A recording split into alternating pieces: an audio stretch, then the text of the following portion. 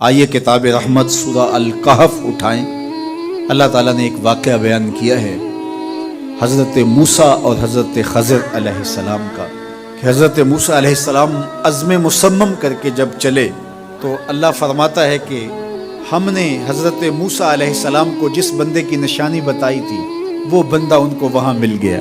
سفید چادر اوڑے حضرت خضر علیہ السلام وہاں لیٹے ہوئے تھے، تو یہ جا کے ان کے پاس کھڑے ہو گئے کہ حضرت میں آپ کی خدمت میں اس لیے آیا ہوں کہ اللہ نے آپ کو جو خصوصی علم عطا کیے ہیں میں ان کو سیکھنے کی غرض سے آپ کی چوکھٹ پہ آیا ہوں۔ کہا تم میرے ساتھ صبر نہیں کر پاؤ گے، معاملے مشکل ہیں، سفر دشوار ہے، منزل کٹھن ہے، اور میرے معاملات ایسے ہیں کہ تم اعتراض کرو گے اس کے بغیر تم رہ نہیں سکتے۔ حضرت موسیٰ علیہ السلام نے کہا اگر اللہ نے چاہا تو آپ دیکھیں گے میں صبر کروں گا اور آپ کے کسی حکم کی کسی کام کی میں نافرمانی نہیں کروں گا، کسی کام کا انکار نہیں کروں گا۔ کہا کہ اچھا شرط یہ ہے کہ جو میں کروں اس پر تم اعتراض نہیں کرو گے، سوال نہیں کرو گے، یہاں تک کہ میں خود ہی نہ بتاؤں۔ تو کہا کہ یہ شرط ٹھہری، میں کوئی بات نہیں کروں گا۔ فانطلقا، دونوں چل پڑے، دریا کے پار جانا تھا۔ جو کشتی کا مالک تھا، کشتی بان تھا، وہ حضرت خضر علیہ السلام کو جانتا تھا تو اس نے کرایہ بھی نہیں لیا، لیکن جب کشتی پر سوار ہوئے تو عصا مار کے حضرت خضر علیہ السلام نے کشتی کا ایک پھٹا توڑ دیا۔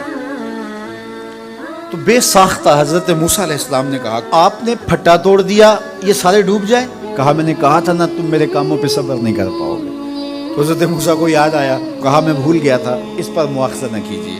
پھر دونوں چل پڑے۔ بچے کھیل رہے تھے، ایک خوبصورت لڑکا وہ بھی بچوں میں کھیل رہا تھا۔ حضرت خضر آگے بڑھے اور اس کی گردن مروڑ دی، اس کو قتل کر دیا۔ صاحب شریعت تھے حضرت موسیٰ علیہ السلام، نہ رہ سکے، پھر بول پڑے ایک جان کو بغیر کسی جان کے بدلے میں قتل کر دیا، اس نے گوایا کیا تھا ہمارا؟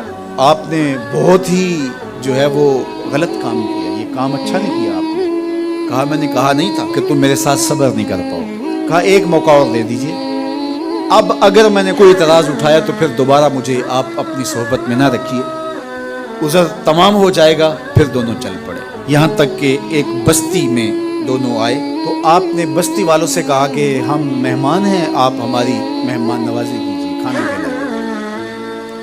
تو انہوں نے انکار کر دیا، کہا کہ ہم تو آپ کو بلایا نہیں ہے، آپ خود آئے ہیں، آپ اپنے کھانے کا خود انتظام کیجیے۔ گزر رہے تھے گلی سے تو ایک دیوار گرنا چاہ رہی تھی، تو جلدی سے اس دیوار کو مرمت کر دیا۔ کہا حضرت ہم اگر چاہتے تو اس پہ اجر لے سکتے تھے، انہوں نے ہمیں کھانا تک نہیں دیا اور ہم ان کی دیواریں سیدھی کر رہے ہیں۔ کہا اب تمہاری میری جدائی ہو گئی، تم نے یہ بھی اعتراض کر دیا۔ تو انہیں یاد آیا کہ وہ یہ بھی اعتراض ہو گیا، اب میں تمہیں بتاتا ہوں کہ یہ 3 کام میں نے کیوں کیے۔ اللہ اکبر۔ اب سنیے، قرآن ہمیں بتاتا ہے کہ ظاہری علم بھی ہوتا ہے لیکن کوئی باطنی علم بھی ہوتا ہے۔ کہا وہ پہلی بات کشتی والی سنو، یہ 2 مسکین بچوں کی کشتی تھی، ان کے گھر کا چولہا اس کی کمائی سے جلتا تھا۔ دریا کنارے کنارے ایک ظالم بادشاہ رہا تھا جو لوگوں کی کشتیاں چھین رہا تھا، ہم نے تھوڑا سا عیب لگا دیا، وہ ٹوٹی کشتی چھوڑ کے چلا گیا۔ اب وہ تھوڑے سے پیسے لگا کے کشتی مرمت کرا لیں گے، گھر کا چولہا جلتا رہے گا، بتاؤ اچھا کیا یا برا کیا؟ کہا رہی بات اس بچے کی جس کو ہم نے قتل کیا، اس کے ماں باپ مومن تھے، نیک تھے، صالح تھے، بچے نے بڑا ہو کے بہت برا ہونا تھا، ہم نے اس کو قتل کر دیا، اللہ اس کے بدلے ان کو بہتر اولاد دے گا۔ علماء تفسیر نے لکھا ہے اس بچے کے بدلے میں اللہ نے ان والدین کو ایک بیٹی عطا کی جس کی نسل سے 70 نبی پیدا ہوئے۔ دیوار کی کہانی بھی سن لیجیے، یہ شہر کے 2 یتیم بچوں کی دیوار تھی اور اس کے نیچے ان کا خزانہ تھا اور ان کا باپ بڑا نیک تھا۔ خزانہ دیوار کے نیچے ہے، دیوار گرنا چاہ رہی ہے، کسی معمولی دھکے سے گر جاتی۔ 2 ہی صورتیں تھیں، یا وہ بچے خود اپنا خزانہ اٹھا لیتے یا لوگ اٹھا کے لے جاتے۔ لوگ اٹھا کے لے جاتے پھر بھی ہاتھ میں کچھ نہ آیا، اور اگر وہ خود اٹھا لیتے تو بچے ہیں، بچپنے کی وجہ سے وہ اس کو اڑا دیتے۔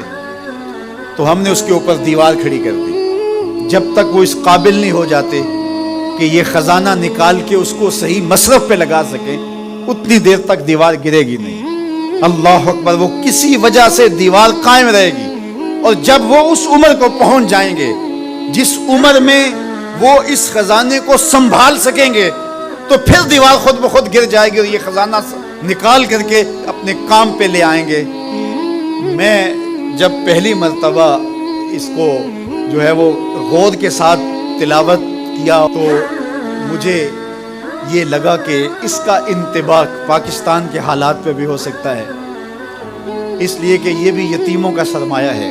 کتنے یتیم روتے بلکتے رہ گئے اور ان کے سر سے جو ہے وہ سائے اٹھ گئے اس وطن کے لیے، لیکن میرے مالک نے اس ملک کے خزانوں پر گہرے پہاڑ اور بڑی بڑی دیواریں کھڑی کر دی ہیں۔ جب تک یہ قوم بلوغت تک نہیں پہنچے گی اتنی دیر تک وہ خزانے ظاہر نہیں ہوں گے، اور جب یہ قوم اپنی بلوغت تک پہنچے گی، شعوری بلوغت، فکری بلوغت، علمی بلوغت، اور رب سے جو وعدہ کیا تھا پاکستان کا مطلب کیا، لا الہ الا اللہ، جب اس بلوغت تک یہ پہنچ جائے گی، اس وعدے کی تکمیل ہوگی، پھر رب دیوار ہٹا دے گا اور پاکستان کو اللہ اتنے خزانے دے گا اور پاکستان ایسا مالا مال ہوگا دنیا دیکھنے آئے گی انشاءاللہ۔ اس لیے رب نے دیواریں بنا کے رکھی۔ تمہارا باپ معین الدین چشتی بڑا نیک تھا، تمہارا باپ داتا گنج بخش علی حجویری بڑا نیک تھا، تمہارا باپ حضرت مجدد الف ثانی بڑا نیک تھا، ان کی وجہ سے میں دیواریں کھڑی کر رہا ہوں اور مضبوط حصار لگا رہا ہوں تمہارے خزانوں پر، اور وہ وقت آئے گا جب تم بلوغت کی عمر کو پہنچو گے، دیواریں ہٹ جائے گی اور تمہارا وطن زمانے پہ مہکتے پھول کی طرح اور چمکتے ستاروں کی طرح اور روشن آفتاب کی طرح چمکتا اور مہکتا دکھائی دے گا، اور زمانہ پاکستان دیکھنے آئے گا، پاکستان دنیا کی قیادت کرے گا انشاءاللہ۔ تو کہا یہ تعویل ہے ان باتوں کی جو باتیں میرے رب نے مجھے بتائی، اور یہ میں نے اپنی مرضی سے نہیں کہی، اور جو میں نے کی اپنی مرضی سے نہیں کیا۔ تو یہ باطنی باتیں ہیں، شاید یہ باطنی باتوں کے جوش میں یہ بات بھی میں کر گیا۔ وہ کیا کسی نے کہا تھا کہ بھری محفل میں ایک راز کی بات کہہ دی، بڑا بے ادب ہوں سزا چاہتا۔